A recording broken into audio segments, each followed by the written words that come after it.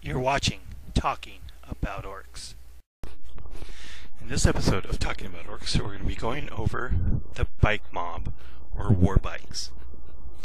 Warbikes are obviously orc bikers, or just orc boys on a bike, which gives them a couple really cool aspects. First, you get the extra toughness, which doesn't work against instant death, just like all bikes. You also have the twin link DACA guns, which is basically a half range big shooter. So you get 3 strength 5 AP 5 twin link shots per bike. And that's actually quite a bit of firepower, especially for orcs. And if you've taken enough numbers, you can actually deal quite a bit of damage.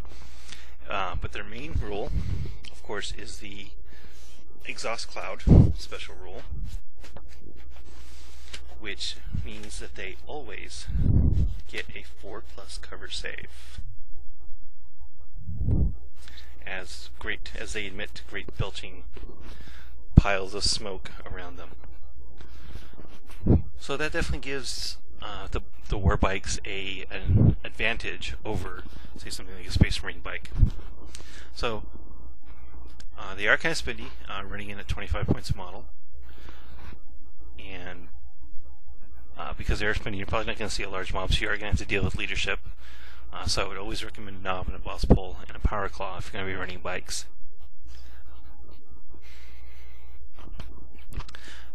So how do you use bikes? Well, there's a couple ways. One way I usually run them is kind of like a screener. You put them in the front of the army, and they get their 4+ cover save, and everything behind them get a 4+ cover save for the intervening units. And then you run forward as fast as you can, kind of a distraction, making your opponent shoot at them and seeing how many 4+ cover saves you can make. Oh, and the other thing that the orc bike gives them, I almost forgot, is that the orc bike gives them a 4+ armor save, which is kind of nice in close combat and against the most small arms fire like bolters and pulse rifles and such. So how else do you run bikes? Well, I used to run bikes a lot. When I first started getting back into the game last year, I almost always ran a very large unit of bikes. And when I mean large, I mean 8 was not uncommon for me to run. And because I like the firepower, face it, 8, that's 24 twin link strength 5 shots. I mean, that's going to put out a world of hurt on just about anything you touch. And then you can still assault afterwards because they're assault weapons, and they're bikes, so they have relentless anyway.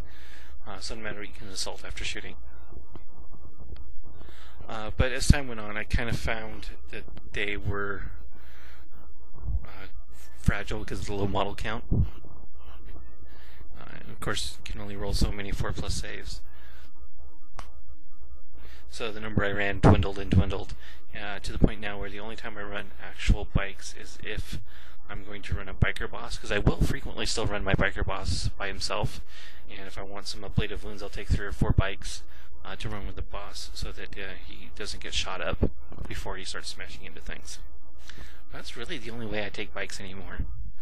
I just find them too expensive for what they are, too fragile for the points cost. But don't think they're ineffective. They're not. Bikes are amazing units if you want to run them. I just prefer transports instead of the bikes. Trucks, battle wagons are generally a much more effective way to get into close combat than bikes.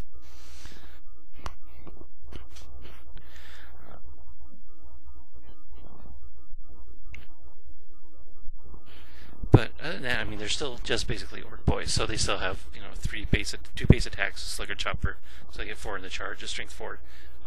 So they're not going to be like a slouch in close combat. They're going to definitely do some damage, especially if they get to assault after shooting. And you can always turbo boost them, get them right up into the fight. I guess you have to, for them to be really effective and points efficient, I should say, you need to not be very aggressive with them, which kind of defeats the purpose of the turbo boost and their cover save.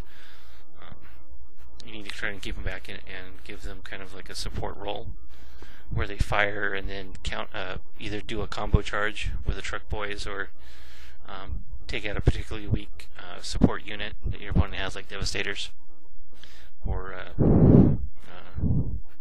Dark Reapers, something like that, that they're going to just wipe out, that can potentially do a lot of damage to you. But I never really used them that way. I just basically, put the bikes at the front line, ran them forward, and see what I can kill before they die. Like the one game against my very first game against Tyranids ever, I had a unit of 8 bikes, and the unit of 8 bikes shot down 12 gargoyles in a single shooting phase, wiped the whole unit out. I thought that was pretty cool. That's the kind of firepower you can get out of bikes. But then Orks aren't really known for their firepower, and there's much better ways to kill enemy units if you get them into close combat. And that's where the bikes really excel, is in speed. They have the turbo boost, they have the 12-inch move, and then assault. So you can keep up, with Eldar jet bikes, you can keep up with rhinos and other fast vehicles. So you can control the charges a lot better with the bikes, and you definitely want to try and get charges on with the bikes so you get those extra attacks and the Furious charge bonus. Now, the one biggest downside of the bikes, if you're buying new bikes, is that they are incredibly expensive money-wise. The bike box is now up to over $40 for 3 bikes, which I think is just completely outrageous. So if you're going to run bikes, you're definitely better off buying a Battle Force than a bike box. And if you sell off the rest of it, you're still going to be money ahead.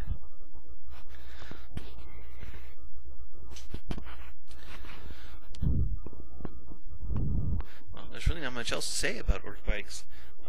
They are a little expensive, both in points and cash, but they are very fast. They are very effective. And they are a great complement if you're going to be running a high-speed freak army, like lots of trucks. So 4 trucks, a unit or 2 of bikes, and you've got a lot of speed, and you got a lot of coordinated attacks that you can pull off. But I definitely would not consider them a frontline main unit. I would definitely regulate them to the support role because of their low numbers, high price, and low leadership. And I used to really like them, and I would probably still like them, except I just prefer running battle wagons instead of bikes nowadays, especially with the custom force field. So that's about it for the Ork bikes. They are definitely an effective unit. But for their points cost, there are much better options in the Ork Codex that are almost as fast, a lot more resilient, and can put out a whole lot more damage.